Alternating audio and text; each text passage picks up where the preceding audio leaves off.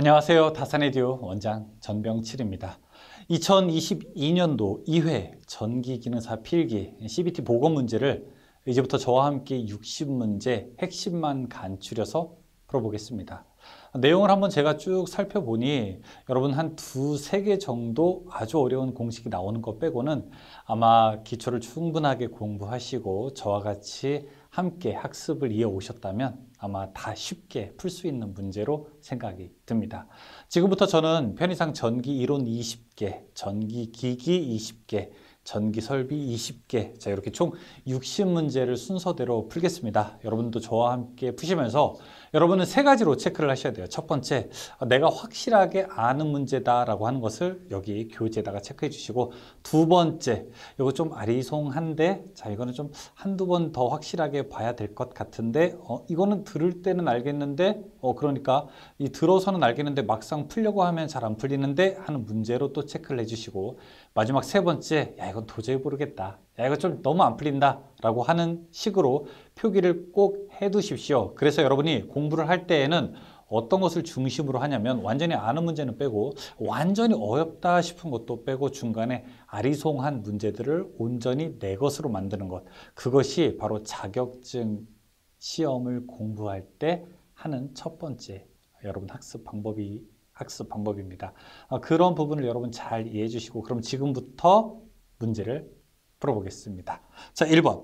기전력 1.5V, 내부 저항 0.25인 전지 10개를 직렬로 연결하여 이것의 외부 저항 4.5ohm을 직렬 연결하였을 때 흐르는 전류가 어떻게 되느냐 물어보고 있습니다. 이거 제가 그림으로 먼저 한번 그려볼게요. 자, 그림에서 보게 되면은 1.5V짜리가 10개 있다고 했으니까 일단 전압은 몇 볼트가 되냐면 15V가 됩니다. 이 내부 저항은 0.2라고 했으니까 2ohm이 되는 거고요. 여기다가 밖에다가 연결한 외부 저항의 크기가 4.5라고 했습니다. 그러면은 어떻게 될까요? 여기에 흐르는 전류 I를 물어보니까 I는 R분의 V죠. 이 R 값은 4.5에다가 2를 더한 6.5가 되겠죠. 전압은 15V가 될 겁니다. 그럼 답은 얼마? 6.5니까 2.3이 되겠네요. 답은 3번이 되겠습니다. 2번, 가장 일반적인 저항기로 세라믹 봉에 탄소계의 저항체를 구워 붙이고 자기도 밑줄. 이거 너무 좋은 문제가 나왔어요. 2번 이제 출제 경향을, 지금부터의 출제 경향을 좀 보여주는 문제라고 할 수 있습니다. 탄소계의 저항체를 구워 붙이고 여기에 나선형으로 홈을 파서 원하는 저항값을 만든 저항기, 탄소 피막 저항기라고 할 수 있습니다. 답은 2번이죠. 밑에 이제 그림 해설을 여러분께서 잘 보시기 바랍니다. 3번, 10ohm의 저항 3개, 그 다음에 5ohm의 저항 4개, 100ohm의 저항 1개가 있다. 자, 이거 모두 직렬로 접속할 때 합성 저항은 어떻게 되는가? 제가 그냥 말로 할게요. 15ohm짜리가 3개 있으니까 30ohm, 5ohm짜리가 4개 있으니까 20ohm, 100ohm짜리가 1개 있으니까 100ohm입니다. 다 합치게 되면 150 나오게 되죠. 답은 4번. 4번, 24V의 전원 전압에 의하여 6A의 전류가 흐르는 전기 회로의 컨덕턴스는 얼마냐 물어보고 있습니다. 보통 이제 컨덕턴스를 구해라 라고 하게 되면은 일단 저항을 구한 다음에 저항의 역수를 취해주면 됩니다. 그러면 저항 R은 어떻게 구합니까? R은 I분의 V 이렇게 구할 수 있죠. R은 I는 지금 여기가 6이 되고요. 그 다음에 V는 24, 그러면은 여기가 4ohm이 되겠죠. 그럼 컨덕턴스는 얼마입니까? 4분의 1이 되니까 0.25모가 되겠죠. 답은 1번이 되겠습니다. 5번, 정전 용량이 같은 콘덴서 10개가 있다. 이것을 직렬 접속할 때의 값은 병렬 접속할 때의 값보다 어떻게 되는가 물어보고 있습니다.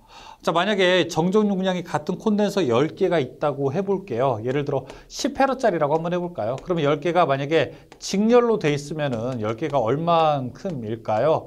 1페럿이 되겠죠. 그 다음 만약에 병렬로 있게 된다 그러면은 10페럿짜리가 10개 병렬로 있을 때는 이거 100페럿이 될 겁니다. 그러면 지금 문제에서는 직렬 접속, 여기를 잘 보셔야 돼요. 직렬 접속할 때의 값은 병렬 접속할 때보다 어떻게 되느냐. 직렬 접속할 때는 병렬 접속할 때보다 어떻게 되느냐. 국어를 잘 알아야죠, 우리가. 얼마? 100분의 1이 된다. 답은 2번의 표현이 맞게 되죠.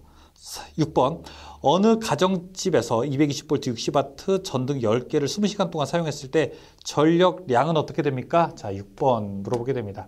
전력량은 V, P는 W는 P에다가 T, 시간을 곱하게 됩니다. 지금 여기 P가 얼마라고 했냐면은 60이 들어갔죠. 60이 몇 개? 10개를 사용했고요. 그 다음에 시간이 20시간 사용했다고 합니다. 전압은 상관없죠. 그렇죠? 20시간, 20아워 사용하게 되면은 600 곱하기 20하면 12,000, 그러니까 12kWh 되겠네요. 답은 2번이죠. 7번. 다음 중에서 1차 전지가 아닌 것은 우리가 1차 전지는 무엇이죠? 한번 쓰고 버리는 거. 그러니까 재충전이 불가능한 전지를 1차 전지, 재충전이 가능한 전지를 2차 전지라고 부르게 되죠. 그러니까 재충전이 1차 전지가 아닌 것은 여기서 가능한 거, 충전이 가능한 거 많이 들어본 게 몇 번입니까? 3번 아닙니까, 여러분? 네, 3번 답. 8번. 열전대를 구성하는 두 금속의 한쪽 접점은 서로 접해 있고 반대편 접점은 제3의 금속과 연결되어 있을 때 두 접점이 같은 온도라면 기전력이 발생하지 않는다는 법칙은 무엇인가? 이미 문제에서 답을 알려줬다고도 할 수가 있습니다. 제3금속 법칙이라고 부를 수 있습니다. 중간금속 법칙이라고도 해요. 답은 2번이 됩니다. 9번. 10도 5,000g의 물을 40도로 올리기 위해서 1kW의 전열기를 쓰면 몇 분이 걸리는가? 단 효율이 80%다. 이렇게 이야기를 하고 있습니다. 여기서 지금 우리가 꼭 알아야 되는 식이 하나 있습니다. 860, 그 다음에 PT, 에타, 효율이라고 하는 거는 CM, 세타와 같다. 자, 근데 최근에 이 문제가 계속 나오고 있어요. 이 문제가 여러 가지로 나오고 있습니다. 시간이 얼마냐 혹은 전력이 얼마냐 뭐 이렇게 나오고 있는데, 자, 이 문제에서는 시간이 얼마냐 이렇게 나왔어요. 그러니까 이 T값을 물어보는 거죠. 그럼 T는 어떻게 됩니까? 860P 다음에 효율 분의 여기 CM 세타 이렇게 나눌 수 있죠. 그럼 860 곱하기 자 P값이 지금 얼마라고 했냐면 1kW라고 했으니까 1 곱하기 효율이 0.8이라고 했고요. 분의 물의 비율은 1이고요. 여기 질량이 5,000이라고 했으니까 5kg이고요. 그 다음에 세타 온도 변화는 10을 40으로 가니까 30도만큼의 온도 변화가 있게 되죠. 자, 이거 계산하게 되면 얼마냐? 0.218 시간이 나옵니다. 근데 여기서 나오는 거는 시간이에요. 지금 문제에서는 근데 뭐로 물어봤냐면 바로 분으로 물어봤죠. 분으로 물어봤으니까 여기다가 60을 곱해주게 되면은 우리가 분으로 계산할 수 있게 되는 거죠. 답은 1번. 10번. 황산구리 용액에 10A의 전류를 60분간 흘린 경우 석출되는 구리의 양은 어떻게 되는가? 자, 석출되는 구리의 양, 이거 패러데이 법칙이죠. W는 어떻게 됩니까? K, I, T 이렇게 놓을 수 있죠. K, 화학 당량이 0.3293에 0.3293에 곱하기 10의 마이너스 세제곱이라고 해요. 그럼 여기 I, 전류가 10A하고 그 다음에 시간이, 자, 여기서 중요해요. 시간이 지금 뭐라고 했냐면 60분이라고 했는데 이 패러데이 법칙에서 시간은 초로 나타내야 돼요. 그러니까 60분을 초로 나타내게 되면 3600초가 되겠죠. 자, 계산한 결과 여러분 나오게 됩니다. 답은 4번 11.85. 이거 한번 계산기로 계산해 보세요. 4번처럼 딱 나오는지 계산해 보셔야 됩니다. 아셨죠? 자, 11번. 정전 흡입력은 인가 한 전압의 몇 제곱에 비례하게 되는가? 여러분 이거 식 보시면은 알 수 있습니다. F는 2분의 1 엡실론 2의 제곱이기 때문에 전압의 제곱에 비례하게 됩니다. 그래서 만약에 2배를 하게 되면 4배가 되고요. 그 다음에 뭐 4배를 하게 되면 4, 4, 16, 16배가 되죠. 몇 제곱에 비례하게 되는가? 물어봤으니까 2제곱에 비례하게 된다. 대답할 수 있습니다. 답은 1번이죠. 12번. 그림과 같은 자극 사이에 있는 도체의 전류 I가 흐를 때 힘은 어느 방향으로 작용하게 되는가? 이거 우, 발, 좌, 전동기 법칙 써야 되죠. 플레밍의 왼손 법칙. 지금 N에서 S극으로 이렇게 향하고 있죠. 그렇죠? 여러분 손으로 한번 따라해 보세요. 그 다음에 전류는 어떻게 됩니까? 밖으로 나오고 있죠. 그러면 엄지가 자연스럽게 어느 방향으로 올라가게 됩니까? 위 방향으로 가리키게 되죠. 그러니까 당연히 이 도체는 위로 이렇게 움직이게 될 거예요. 1번 방향이라고 할 수가 있겠죠. 13번. 비유전율이 9인 물질의 유전율은 얼마가 되는가? 우리가 유전율이라고 하는 거, 엡실론은 진공의 유전율에다가 비유전율을 곱하게 되는 겁니다. 그러면은 비유전율이 9라고 하는 것은 진공 상태보다 9배 더 뛰어나다는 거죠. 진공의 유전율이 8.855 곱하기 10의 마이너스 12제곱이니까 여기에서 비유전율이 9라고 하면은 이제 나오는 숫자를 딱 고르면 되는 거죠. 그런데 이런 거 이제 문제 풀다 보면은 어떤 분들이 답이 없습니다. 소수점 막 밑에 4째짜리, 5째짜리 하나 틀리는데 답이 없습니다. 이렇게 대답하시는 경우가 있어요. 근데 여러분, 이 국가기술 자격뿐만이 아니라 객관식 시험은 이 가장 유사한 답을 찾는 겁니다. 출제자의 의도와 가장 가까운 답을 찾는 거고, 그렇게 된다면 답은 3번으로 놓을 수 있는 겁니다. 자, 요거 한번 잘 보세요. 3번처럼 나오는지 잘 확인하시기 바랍니다. 14번, 다음 중 비유전율이 가장 작은 것은 무엇이냐? 절연유가 가장 작습니다. 답은 1번. 15번, 공심 솔레노이드의 내부 자기의 세기가 500A/m/m일 때, 자기장의 세기죠. H죠, H. 자속 밀도는 약 얼마인가 물어보고 있습니다. 이 자속 밀도라고 하는 것은 15번 문제인가요, 지금? 자속 밀도, B는 뮤 H 이렇게 놓을 수 있어요. 투자율에다가 자기장의 세기를 곱하는 건데, 여기서 투자율은, 안 나타났어요. 비투자율 안 나왔으니까 그냥 진공에 투자를 하면 되겠네요. 4파이 곱하기 10의 마이너스 7제곱 할 수 있겠네요. 비투자율이 얼마냐면은 자기장의 세기가 500이라고 해요. 500. 그냥 이렇게 곱하면 되겠네요. 그러면은 6.28 곱하기 10의 마이너스 4제곱. 답은 2번이 됩니다. 16번. 자체 인덕턴스가 L1, L2인 두 코일을 직렬로 접속하였을 때 합성 인덕턴스를 나타내는 것은 무엇이냐? 단 상호 인덕턴스가 빵이다. 보통 우리가 합성 인덕턴스는 L은 이렇게 나타내죠. L1 플러스 L2 그 다음에 플러스 마이너스 2M으로 나타내는데 지금 이 문제에서는 상호 인덕턴스, 즉 여기서 나타내는 요 M이 얼마다? 0이다 라고 표현하고 있어요. 여기 M이 0이면 요 숫자 다 얼마입니까? 0이 되겠죠. 그러면 이 식은 그냥 L1 플러스 L2가 되는 거죠. 따라서 L1 플러스 L2의 형식으로 답이 나와 있는 거. 몇 번? 1번이 되죠. 17번. 인덕턴스 0.5헨리의 주파수가 60Hz이고 전압이 220V인 교류 전압이 가해질 때 흐르는 전류는 약 몇 암페어인가 물어보고 있습니다. L만의 회로인 것 같아요. L만의 회로에서 흐르는 전류 I는 어떻게 됩니까? 이렇게 XL분의 V가 되죠. 근데 이 XL은 2파이FL분의 V가 되죠. 이제 하나씩 집어넣으면 되겠는데 2 곱하기 3.14 곱하기 다음에 F 주파수가 60이라고 했고요. 그 다음에 인덕턴스가 0.5라고 했습니다. 그 다음에 전압이 얼마입니까?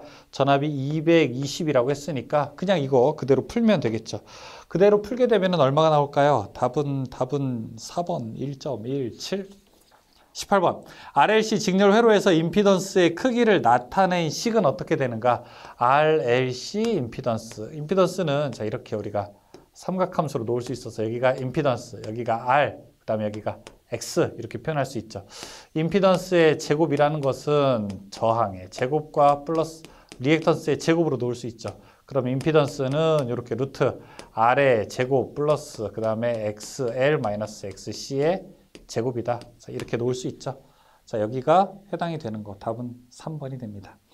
19번. 교류에서 무효전력이라고 하는 건 어떻게 되느냐. 그냥 말로 할게요. 피상전력은 VI, 유효전력은 VI 코사인 세타, 무효전력은 VI 사인 세타니까 답은 3번이 되겠죠. 만약에 문제에서 유효전력을 구해라. 그러면 2번이 답이겠죠.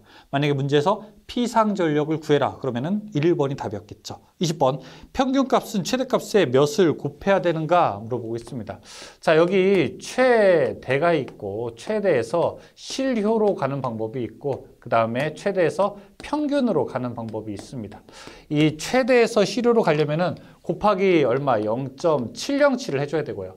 최대에서 평균으로 가려면 곱하기 0.637을 해줘야 되겠죠. 지금 문제는 최대에서 평균값은 최대에다가 뭘 곱해야 되냐 물어보고 있는 거예요. 0.637을 곱해줘야 된다. 답 2번입니다. 여기까지 전기 이론 문제. 괜찮으세요? 괜찮으시죠? 네, 해볼만 해요. 이제 중간에서 자, 이렇게 이제 조금 뭐 온도 관련된 것들. 요거 요새 최근에 아주 문제가 잘 나오는 문제들입니다. 이런 것들. 잘 한번 기억해 두시기 바랍니다. 다음에 21번. 이제부터 기기 문제 20개 풀어볼게요. 자, 직류기에서 브러쉬의 역할은 무엇이냐? 브러쉬는 전기자와 그 다음에 외부 회로를 접속하는 이 접속기구죠. 접속기구. 그러니까 4번. 전기자 권선과 외부 회로를 접속한다. 22번. 부하의 저항을 어느 정도 감소시켜도 전류는 일정하게 되는 수하 특성을 이용하여 정전류를 만드는 곳이나 아크 용접 등에 사용하는 직류 발전기를 무엇이라고 하는가? 자, 이거 입에 딱 달라붙어야 되는데 차동 복권 발전기가 어떤 특성? 수하 특성이 있어서 자, 어떻게 사용하느냐? 이거를 우리가 용접용 발전기로 사용한다. 기억하셔야 됩니다. 차동 복권 발전기 수하 특성 용접용 발전기. 자, 4번에 차동 복권 발전기죠. 자, 23번. 급정지하는데 가장 좋은 제동 방법이 무엇이냐? 갑자기 세우는 거. 상을 반대로 걸어주게 되는 거죠. 역전제동 혹은 다른 말로 역상제동이라고도 합니다. 답은 4번이죠. 24번. 계기용 변압기의 2차 측 단자에 접속하여야 할 것은 무엇이냐? 계기용 변압기라고 하는 거. 이걸 우리가 포텐셜 트랜스포머, 요즘에는 이제 볼테이지 트랜스포머라고 해서 PT 혹은 이제 VT라고도 표현하게 되는데, 전압을 일정한 크기로 낮춰주는 거예요. 이 계기를 위한 거니까 뭐가 달려 있어야 되느냐? 전압계가 달려 있어야 됩니다. 반면에 이제 커런트 트랜스포머, CT에는 뭐가 달려 있어야 되느냐? 여기는 이제 전류계가 달려 있어야 되겠죠. 지금 문제는 요거 위에 있는 거 물어보는 거죠. 이 계기용 변압기 2차 측에다가 뭐 설치해야 되느냐? 전압계를 설치하게 된다. 답은 2번이 됩니다. 25번. 다음 중 변압기의 원리와 관계가 있는 것은 무엇이냐? 변압기는 어떤 작용을 이용하는 겁니까? 1차 측에서 2차 측으로, 그러니까 전기가 자기로 바뀌었다가 자기가 다시 전기로 바뀌는 이러한 특성을 가진 것이 바로 변압기거든요. 이 변압기가 가지고 있는 원리는 바로 전자유도 작용이라고 할 수 있습니다. 답은 2번이 되죠. 26번. 일종의 전류계 전기로 보호 대상이 설비에 유입되는 전류와 유출되는 전류의 차에 의해서 동작하는 계전기. 아니, 문제에서 딱 지금 답이 나오지 않았습니까? 지금 문제에서 보게 되면은 전류의 차하고 차에다 동그라미 하나 쳐주세요. 얼른요. 전류의 차에 의해서 동작하는 애, 동에다가도 동그라미 하나 쳐주세요. 차, 동, 계전기. 답 차동 계전기 1번. 27번. 한 대의 출력이 20kVA인 단상 변압기 2대로 V결선에서 삼상 전력을 공급하려고 한다. 이때 최대 전력은 어떻게 되는가? 27번에 한 상이 지금 얼마라고 했냐면 20kVA라고 했어요. 자, 이게 3상으로 연결하고 싶다면, 그러니까 이 V결선을 이용하고 싶다면 여기다가 우리는 루트 3만 딱 곱해주면 됩니다. 루트 3 곱하게 되면 1.732 곱하게 되는 거죠. 20에다 1.732 곱하면 34.6. 답은 2번. 28번. 역회전을 할 수 없는 단상 유도전동기는 다른 유도전동기는 역회전을 할 수 있는데 쉐이딩 코일형은 역회전이 불가능합니다. 그래서 2번 쉐이딩 코일형. 쉐이딩 코일형은 기동 토크가 가장 작은 전동기에 또 속하죠. 기동 토크가 가장 작으면서 역회전도 할 수 없는 바로 그런 특징을 쉐이딩 코일형이 가지고 있습니다. 29번. 8극 60Hz 삼상 유도전동기의 동기속도는 몇 RPM이 되는가 물어보고 있습니다. 자, 동기속도 NS는 어떻게 계산합니까? P분의 120의 F죠. 그러니까 P, 극성이 지금 몇 극이라고 했어요? 8극이고요. 120 곱하기 주파수가 얼마냐? 60이라고 하죠. 그렇죠? 계산하게 되면 얼마? 7200 나누기 8하니까 한 900 정도 나오게 되겠네요. 답은 2번입니다. 30번. 다음 중 토크의 단위는, 토크 얼마나 힘이 세냐? 단위는 뉴턴 미터가 됩니다. 뉴턴 미터. 답은 3번이죠. 3번. 1번 RPM은 회전 속도의 단위고 2번 와트는 전력의 단위고 4번 뉴턴은 힘의 단위가 되겠죠. 31번. 농형 회전자에 삐뚤어진 홈을 쓰는 이유는 무엇인가? 농형 회전자라고 해서 실제로 우리가 유도전동기에 돌아가는 회전자는 자, 이 안에 슬롯 홈이 이렇게 약간 삐뚤게 되어 있어요. 왜 이렇게 쓰냐? 이걸 우리가 스큐 슬롯 혹은 사구 슬롯이라고 부르게 되는데 이런 슬롯을 사용하는 이유는 소음을 줄이기 위해서 그렇습니다. 따라서 답은 3번. 소음을 줄인다. 32번. 동기발전기를 계통의 병렬로 접속시킬 때 관계가 없는 것은 무엇인가? 우리가 동기발전기라고 하는 것은 교류발전기고요. 교류발전기는 여러 가지가 같아야 되죠. 전압, 전류, 아니죠. 전압, 위상, 그 다음에 크기도 같아야, 당연히 크기 같아야 되죠. 주파수도 같아야 되죠. 상 순서도 같아야 되죠. 당연히 다 같아야 돼요. 그래서 주파수, 전압, 위상 이런 말 같아야 되는데 용량 혹은 전류 이런 건 같지 않아도 됩니다. 조금 작은 게 병렬로 결선되어 있어도 아무런 문제가 없어요. 33번. 그림은 동기기의 위상 특성 곡선을 나타낸 것이다. 전기자 전류가 가장 작게 흐를 때 역률은 어떻게 되는가? 우리가 위상 특성 곡선, V곡선이라고도 표현하죠. 이 V곡선은 자, 이런 꼴로 되어 있는데 여기 X축이 계자 전류고 이 Y축이 전기자 전류입니다. 이때 전기자 전류가 가장 작은 순간, 이때 역률이 얼마냐? 이때 코사인 세타가 이제 1, 역률이 가장 좋죠. 이때보다 여자를 더 많이 하게 되면 이걸 우리가 과여자라고 부르게 되고, 과여자로 하게 되면 마치 C처럼 진상 전류가 흐르게 되고, 그 다음에 여기 부종여자를 하게 되면은 이 부종여자일 때는 리액터로 작용하게 되니까 L의 역할을 할 수 있다. 이렇게 표현할 수 있습니다. 그래서 만약에 작게 흐를 때, 전류가 가장 작게 흐를 때 이때 역률이 얼마냐 물어보게 된다면 우리는 역률이 1이라고 대답할 수 있죠. 34번. 삼상 동기기의 제동건선을 사용하는 주 목적은 무엇이냐? 제동건선은 이제 기동할 때도 사용되지만 난조 방지를 할 때도 사용합니다. 난조 방지, 제동건선. 난조 방지, 제동건선. 자, 외워볼까요? 난조 방지, 제동건선. 난조 방지, 제동건선. 네. 난조를 방지한다. 4번이죠. 35번. 단락비가 1.25인 발전기의 퍼센트 동기 임피던스는 얼만큼이 되는가 물어보고 있습니다. 퍼센트 동기 임피던스라고 하는 거. 퍼센트 임피던스라고 하는 것은 어떻게 되죠? 단락비분의 1 이렇게 놓을 수 있어요. K분의 1. 단락비라는 게 퍼센트 임피던스분의 1이니까. 단락비가 1.25라고 했으니까 1.25분의 1 계산할 수 있겠죠. 그러면은 0.8 나올 겁니다. 100분의 1로 하게 되면 80%가 되죠. 36번. 다이오드를 사용한 정류회로에서 다이오드 여러 개 직렬로 연결하게 되면 어떻게 되는가? 다이오드를 여러 개 직렬로 연결했다고 해볼게요. 자, 이렇게 다이오드를 하나, 둘, 그 다음에 이렇게 직렬로 연결했습니다. 어떤 의미를 가지고 있을까요? 여기서 걸어주는 전압에서 다이오드가 0.8V만큼 이렇게 전압 강화가 생기거든요, 하나에. 따라서 전압 강화가 생기게 되니까 이 전압을 줄여주는 역할을 하게 됩니다. 즉 어떻게 되는 거? 과전압으로부터 보호할 수 있게 되는 거죠. 혹은 다이오드를 여러 개 병렬로 놓게 되면 과전류로부터 보호하는, 전류를 분배하게 되니까요. 답은 여기서 보게 되면은 입력 전압을 증가시킬 수 있다. 3번의 말이 가장 실용적이라고 할 수 있습니다. 37번. P형 반도체의 전기 전도에 주된 역할을 하는 반송자가 무엇이냐? 우리가 P, 공, N, 자 이런 말 했었어요. 그러니까 P형은 전공, N형은 전자 이렇게 이야기했습니다. P형은 전공 대답해야 되고 답은 그러면은 2번으로 놓을 수 있습니다. 38번. 다음 중 인버터의 설명으로 바르게 나타낸 것은 무엇이냐? 인버터는 어떤 역할을 합니까? 직류를 교류로 바꾸는 역할을 하죠. 직류를 교류로 바꾸는 역할이 바로 인버터가 하는 역할이니까 답은 1번으로 놓을 수 있네요. 39번.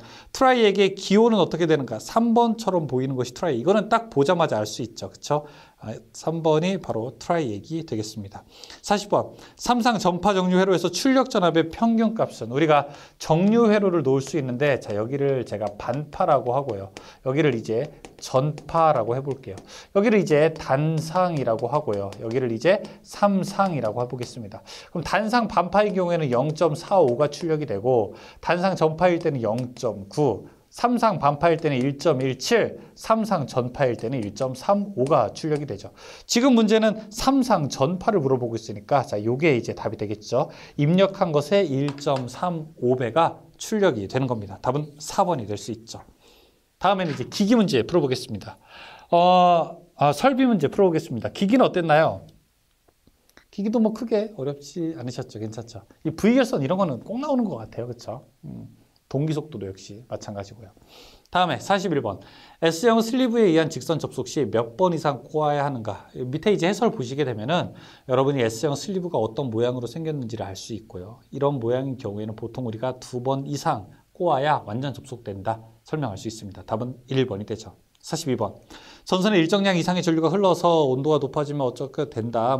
된다. 그러므로 도체에 흘릴 수 있는 최대 전류가 자, 이 전류를 무엇이라고 하는가? 이 글을 한번 쭉 보게 되면은 안전하게 흘릴 수 있는 이런 말이 나오게 되죠. 답은 뭘까요?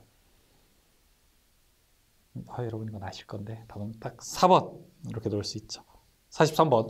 옥내 배선 공사할 때 연동선을 사용할 경우 전선의 최소 굵기는 어떻게 되는가? 일반적인 옥내 배선일 때 제어 회로는 1.5를 쓸 수 있지만 보통인 경우 전등 회로 같은 경우는 2.5를 써야 됩니다. 답은 2번이 되죠. 44번. 배전반 및 분전반과 연결된 배관을 변경하거나 이미 설치되어 있는 캐비넷의 구멍을 뚫을 때 필요한 공구는 노가웃 펀치. 답은 4번. 45번. 다음 중 버스덕트가 아닌 것은 무엇이냐? 버스덕트라고 하는 것은 전력 전송용 덕트를 이야기하는데 버스덕트의 종류에는 크게 세 가지가 있습니다. 피더 버스덕트, 그 다음에 트롤리 버스덕트, 그 다음에 뭐죠? 플러그인 버스 덕트 세 가지가 있는데 지금 일본의 플로어는 바닥에 까는 덕트를 이야기하는 거예요. 요거는 이제 다른 버스 덕트와 조금 관계가 없어요. 그래서 답은 1번이 됩니다. 46번. 금속 덕트의 크기는 전선의 피복 절여물을 포함한 단면적의 총 합계가 금속 덕트 내 단면적의 몇 % 이하가 되도록 선정해야 되는가 물어보고 있습니다. 일반적으로 우리가 덕트인 경우에는 덕트의 몇 %까지 전선을 넣을 수 있느냐? 많이 못 넣어요. 한 20% 정도까지밖에 넣을 수 없습니다. 그 중에 만약에 회로가 제어 회로인 경우에는 이제 조금 더 높이, 조금 더 많이 넣을 수 있어서 한 50% 정도까지 넣을 수 있죠. 그러나 일반적인 경우에는 20%. 답은 1번이 됩니다. 47번. 고압 가공 인입선이 케이블 이외의 것으로서 그 아래 위험 표시를 하였다면 전선의 지표상 높이는 몇 미터까지로 감할 수 있겠는가? 위험 표시했다면 3.5m까지 감할 수 있습니다. 48번. 캡타이어 케이블을 조영제에 따라서 시설하는 경우 문제가 기네요. 그렇죠? 케이블 상호, 케이블과 박스, 기구에 접속해서 뭐 어떻게 돼 있다. 접속해서 0.15 이하로 하는 것이 바람직하다. 그러니까 박스 커넥터 같은 곳에서. 자, 근데 조영제에 따라 시설하는 경우에는 얼만큼이 되어야 되는가? 1m. 캡타이어 케이블 1m, 그냥 케이블 2m. 49번. 건물의 바닥에 간단히 전선을 인출하여 사용할 수 있도록 하는 배선 공사 방법을 어떻게 이야기하는가? 보통 우리가 여러분 사무실 같은 곳에 보면 이렇게 바닥에 이미 전기 공사가 안 되어 있어서 바닥에서 뚜껑 같은 거 열고 인터넷선이라든지 전기선을 이렇게 빼놓죠. 그런 덕트를 우리가 플로우 덕트라고 부르게 됩니다. 답은 2번으로 할 수 있죠. 50번. 저압 가공 인입선이 횡단보도를 지나는 경우에 지상으로부터 몇 미터를 높여야 하는가? 만약에 철도나 궤도를 횡단하게 된다. 철도로 올라가게 된다면 우리가 6.5m를 대답을 해야 되고요. 횡단보도라고 하게 되면 3m를 대답해야 됩니다. 답은 1번. 51번. 조명용 백열전등을 여관 및 숙박업소에 설치할 때 현관등은 최대 몇 분 이내에 소등되어야 되는가? 보통 우리가 숙박시설에서는 1분 이내에 소등되어야 되고 주택이나 아파트 같은 경우에는 3분 이내에 소등되어야 되겠죠. 답은 어디에 해당합니까? 1분이 되죠. 52번. 지선의 중간에 넣는 애자는 무엇인가? 이 지선이라고 하는 것은 무엇입니까? 이렇게 전주가 있게 되면은 전주 쓰러지지 말라고 지지하는 선, 이 선을 우리가 지선이라고 합니다. 지지하는 선이라고 해서 이 지선의 중간에 넣는 요 애자를 우리가 무슨 애자라고 하느냐? 당연히 지선에 사용되니까 지선 애자라고 부르게 되죠. 또 혹은 가만히 가까이 가서 보게 되면은 이게 동그랗게 생겼어요. 그래서 이걸 우리가 구형 애자라고 부르게 됩니다. 지선 애자 혹은 구형 애자. 옛날에 이걸 오계자, 구슬옥자 써서 오계자 이렇게도 불렀습니다. 53번. UPS는 무엇을 의미하게 되는가? Uninterruptible Power Supply라고 해서 무정전 전원 공급 장치. 무정전 전원 장치를 우리가 UPS라고 하게 됩니다. 이 전력 사정이 좀 불안전한 곳에서 우리가 고도의 기기를 전원이 계속 공급되는 상태로 유지하고 싶다면 바로 이런 UPS 장치를 설치하게 되죠. 전원이 좀 불안정한 경우에는 컴퓨터 같은 경우는 좀 큰 충격을 받을 수 있기 때문에 우리가 UPS를 보통 설치하게 됩니다. 다음은 3번이죠. 54번. 고압 가공전선로의 지지물로 철탑을 사용하는 경우 최대 경관은 몇 미터가 되는가? 경관이라고 하는 게 뭐죠? 경관, 지지물 사이의 간격이죠. 여기 철탑이 하나 있고 그다음에 쭉 멀리 철탑이 하나 있게 된다면 이 철탑과 철탑의 사이를 우리가 경관이라고 부르게 됩니다.